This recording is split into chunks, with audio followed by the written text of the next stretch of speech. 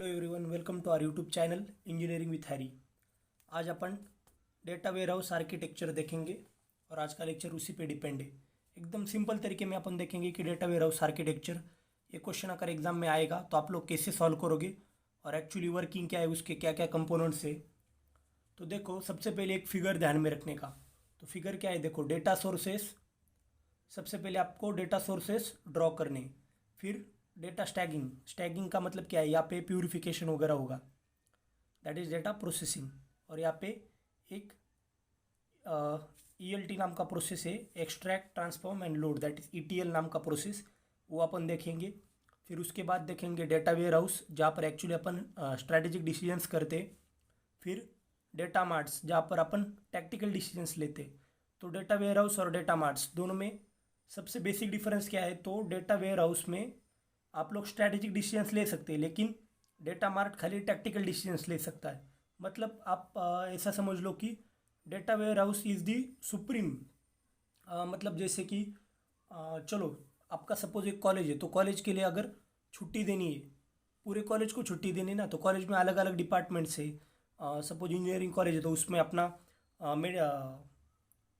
उसमें क्या chemical department है, मैकेनिकल डिपार्टमेंट है, कंप्यूटर डिपार्टमेंट है। तो जो अलग अलग मैंने डिपार्टमेंट्स बताया अभी, तो वो सब डिपार्टमेंट्स को अपन क्या बोल सकते हैं, डेटा मार्ट्स। लेकिन वो डिपार्टमेंट का जो HOD होगा वो कौन सा डिसीजन ले सकता है, खाली tactical decision, that is decision regarding that department only. अगर HOD कंप्यूटर का HOD है तो खाली उसका डिसीजन ले सकता है। लेकिन जो प्रिंसिपल होगा, जो पूरे कॉलेज का प्रिंसिपल है या फिर डीन है, वो तो पूरे कॉलेज के लिए डिसीजन ले सकता है, दैट इज स्ट्रेटेजिक डिसीजंस। तो डेटा वेयर हाउस मतलब कॉलेज का प्रिंसिपल आप समझ लो, और ये जो डेटा मार्ट्स है ये suppose these are the HODs of the different departments. So this is how the data warehouse and data mart. And then after that user analysis. तो अपन ने डेटा तो गेन कर लिया, उसका एनालिसिस करेंगे। So actually this is the basic diagram. तो देखो कौन से data sources, suppose operational system, flat files, ऐसे अलग अलग सोर्सेज से अपन डेटा लेंगे।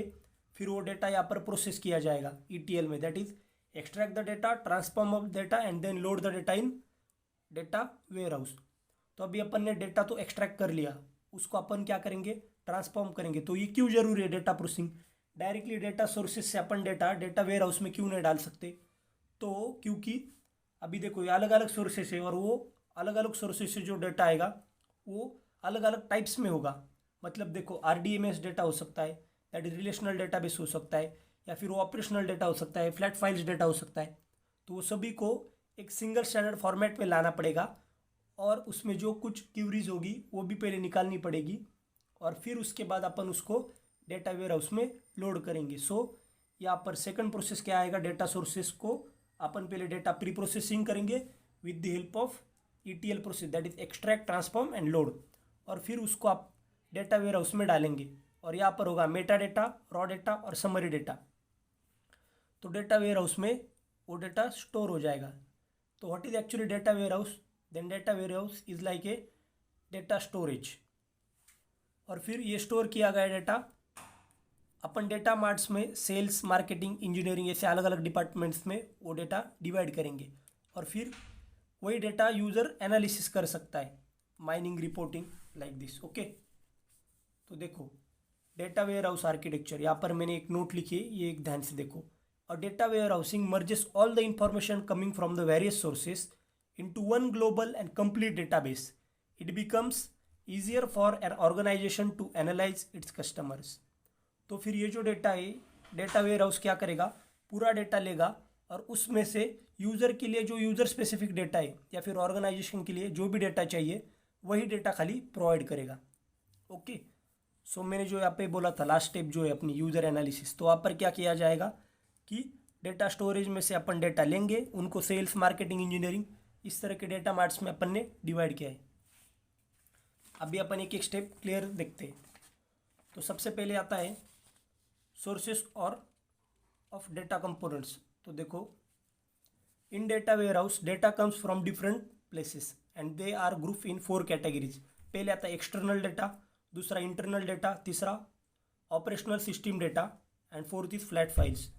तो देखो पहला जो डेटा है एक्सटर्नल डेटा, तो यहाँ पर क्या होता है, most of the executives the and the data analyst rarely on information coming from. तो यहाँ पर मोस्ट ऑफ द एग्जीक्यूटिव जो होते और डेटा एनालिस्ट जो होते वो relay on information coming from external sources.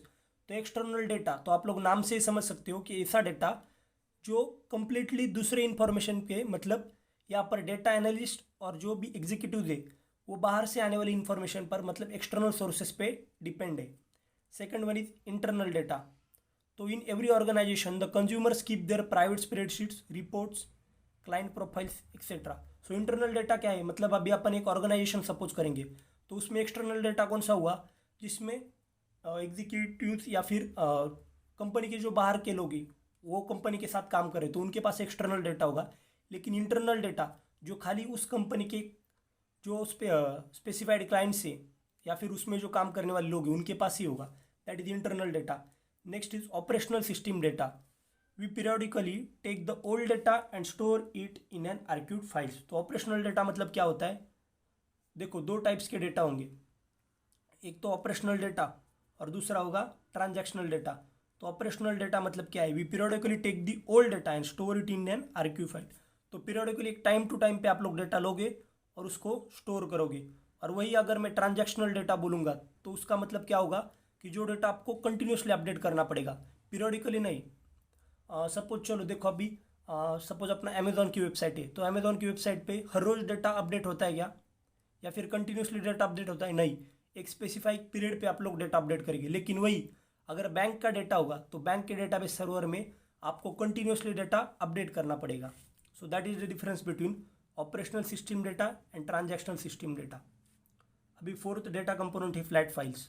तो इसमें क्या होता है, text database that stores data into A plain text format and flat file contains a table with a single record पर लाइन। तो यहाँ पर क्या है, एक टेबल मेंटेन किया गया है, प्लेन टेक्स्ट के फॉर्मेट में जो भी डेटा होगा उसको अपन फ्लैट फाइल्स बोल सकते हैं। सो आपको ये तो क्लियर हो गया कि डेटा वेयरहाउस आर्किटेक्चर में पहला पॉइंट क्या है, डेटा सोर्सेस। उसमें मैंने 4 सोर्सेस बताए, कौन सा, external data, internal data, operational system and flat files. तो अभी अपन ने डेटा सोर्सेज देख लिए। अभी देखते हैं कि वो डेटा पे सेकंड स्टेप क्या है अपना, देखो डेटा स्टैगिंग, जहाँ पर अपन ETL प्रोसेस करेंगे, that is data pre processing. तो देखो डेटा स्टैगिंग, जैसा कि मैंने बोला, आप लोग सिंपल ध्यान में क्या रखो कि data staging, what is actually data staging. तो डेटा स्टैगिंग मतलब कुछ नहीं, खाली प्यूरिफिकेशन, किसी चीज़ की सफाई करना है अपन खाली डेटा प्यूरिफाई कर रहे हैं। तो सबसे पहले आप लोग क्या करोगे, extract, that is extract the data from different sources. अभी अपन ने जो भी सोर्सेज देखे थे वो सोर्सेज से आप लोग डेटा एक्सट्रैक्ट करोगे, फिर वही डेटा ट्रांसफॉर्म करोगे, मतलब क्या करोगे, clean information extracted from every source of data, that is standardization of information elements. तो जो भी डेटा अपन ने डिफरेंट सोर्सेज से डेटा लिया है तो वो डेटा को एक सिंगल स्टैंडर्ड फॉर्मेट में आप लोग लाओगे और फिर उसके बाद उसको लोड करोगे, that is complete structure and construction of data warehouse go live for first time we do initial loading. तो फिर जो डेटा एक्सट्रैक्ट किया गया है, ट्रांसफॉर्म किया गया है, मतलब डेटा लिया है, अभी उसको पूरा क्लीनिंग कर दिया है, एक सिंगल स्टैंडर्ड फॉर्मेट में लाया और फिर अब अपन उसको लोड करेंगे डेटा वेयर हाउस में। तो फिर थर्ड पार्ट आता है data storage in data warehouse. तो देखो यहाँ पर there are meta data, raw data and summary data, these are the 3 types of data in data warehouse. तो अभी एक एक करके देखेंगे, सिंपल है, कुछ नहीं, खाली आपको नाम थोड़ा कॉम्प्लेक्स लगेगा। मेटा डेटा, मेटा डेटा मतलब क्या है, data about data. Example roll number है, तो चलो सपोज रोल नंबर, तो roll number is a Meta data, that is data about data. कैसे, सपोज करके स्टूडेंट एक डेटा है तो स्टूडेंट के डेटाबेस में अभी क्या आएगा, उसका रोल नंबर आएगा, क्लास आएगा, डिवीजन आएगा। तो क्लास, डिवीजन, ये सब क्या हुआ, वो स्टूडेंट डेटा के मेटा डेटा हुआ। So data about data is called as meta data. Second data is raw data, so input as per users requirement. तो रॉ डेटा में मतलब क्या है, particularly data which is a part of data and that is not processed. तो यहाँ पर data process तो नहीं किया गया, लेकिन आप लोग अभी डाउट आएगा कि अपन ने डेटा स्टैगिंग में तो प्री प्रोसेसिंग कर दी थी, तो रॉ डेटा का मतलब नॉट प्रोसेस डेटा कैसे आएगा। तो नॉट प्रोसेस, इसका मतलब ये है कि यूजर के अकॉर्डिंग, उसकी जो भी रिक्वायरमेंट है उसके अकॉर्डिंग अपन ने जो डेटा किया है, that is raw data. And third is summary data, that is conclusion of the whole data. पूरे डेटा का एक बॉटम लाइन होगा ना, तो उसको बोलेंगे अपन summary data. So data warehouse में there are 3 types of data. देखो मैं फिर से एक बार वो आपको फिगर दिखा देता हूँ। ये जो फिगर थी इसमें देखो अपन ने वेरियस सोर्सेज से डेटा लिया, उस पर ETL लगाया, डेटा प्री प्रोसेसिंग पूरी क्लीनिंग सफाई कर दी और फिर अभी उसको डेटा स्टोरेज में सेव किया। तो मेटा डेटा मतलब डेटा अबाउट डेटा, फिर रॉ डेटा में डाला मतलब data according to users requirement, and फिर summary data that is conclusion of whole data. ठीक है। और दूसरी एक बात डिफरेंस क्या याद रखने का है, data warehouse strategic decisions ले सकता है और डेटा मार्ट खाली टैक्टिकल, मतलब डेटा मार्ट खाली किसी डिपार्टमेंट के लिए डिसीजन ले सकता है, लेकिन data warehouse can take the decision for whole of the organization. Okay चलो अभी डेटा वेयर हाउस भी हो गया, मतलब अपन का क्या हुआ 1 2 3 टोटल डेटा वेयर हाउस के आर्किटेक्चर में 3 स्टेप्स हो गए। अभी आगे का देखते हैं अपन। Okay what are data marts और डेटा मार्ट्स का फंक्शनिंग देखते हैं। तो चलो व्हाट इज डेटा मार्ट, तो data mart is a subset of data warehouse. तो पूरा डेटा वेयर हाउस मतलब एक ऑर्गेनाइजेशन था, तो उस ऑर्गेनाइजेशन में वेरियस डिपार्टमेंट्स है, तो वो जो डिपार्टमेंट्स है उनको अपन ने अलग किया, लेकिन वो डिपार्टमेंट्स तो एक ऑर्गेनाइजेशन के अंदर ही आते हैं ना। So data marts are called as subset of data warehouse. मतलब अपन बोल सकते हैं कि जो डेटा डेटा वेयर हाउस में स्टोर्ड है उसी के अपन छोटे छोटे सबसेट्स कर रहे हैं, that is called as data marts. और data marts takes tactical decision, जैसे कि मैंने बोला था कि सपोज, हाँ देखो यहाँ पर मैंने एग्जांपल लिया है, एक इंजीनियरिंग कॉलेज है, तो ये क्या हुआ आपका डेटा वेयर हाउस हुआ, लेकिन उसमें कंप्यूटर, मैकेनिकल, IT ये क्या है अलग अलग ब्रांचेस है, दिस आर दी ब्रांचेस। तो फिर कंप्यूटर का एक HOD होगा, ठीक है, मैकेनिकल डिपार्टमेंट का एक HOD है और IT का एक HOD है। तो फिर ये हर एक HOD अपने अपने डिपार्टमेंट्स के डिसीजन ले सकता है, मतलब वो टैक्टिकल डिसीजन ले सकते हैं। लेकिन डेटा वेयर हाउस का मतलब कॉलेज का एक प्रिंसिपल होगा, ठीक है, एक प्रिंसिपल है, और वो प्रिंसिपल पूरे कॉलेज के लिए, मतलब ये पूरे डिपार्टमेंट्स में उसी में आएंगे, एक पूरा डिसीजन ले सकता है, दैट इज स्ट्रैटेजिक डिसीजंस।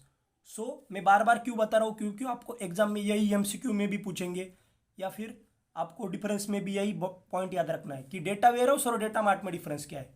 तो फिर data warehouse is a subset of data mart is a subset of data warehouse. और दूसरी बात यह है कि data warehouse strategic decision ले सकता है, मतलब पूरे डिपार्टमेंट पूरे कॉलेज के लिए डिसीजन ले सकता है, लेकिन डेटा मार्ट खाली उसी डिपार्टमेंट के लिए ले सकता है डिसीजन, मतलब टैक्टिकल डिसीजंस ले सकता है। And data marts are also the part of storage component in a data warehouse. It can store information of specific function of an organization that is handled by single authority. तो फिर एक single authority के द्वारा जो भी information handle की गई है, मतलब यही यार बार बार वही है, फिर से आपको एक एग्जांपल याद रखना है, मैंने जैसे बोला था कॉलेज, या फिर आप लोग किसी कंपनी के एग्जांपल याद रखो। कंपनी का पूरा जो डेटा होगा उस डेटा को अलग अलग डिपार्टमेंट्स में और अलग अलग पार्ट्स में अपन ने डिवाइड कर रहे हैं, तो दैट इज डेटा मार्ट, और पूरी कंपनी मिला के ऑर्गेनाइजेशन हुआ that is data ware house.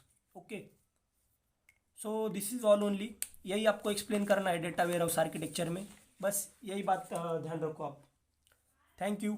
For any doubt you guys can comment me.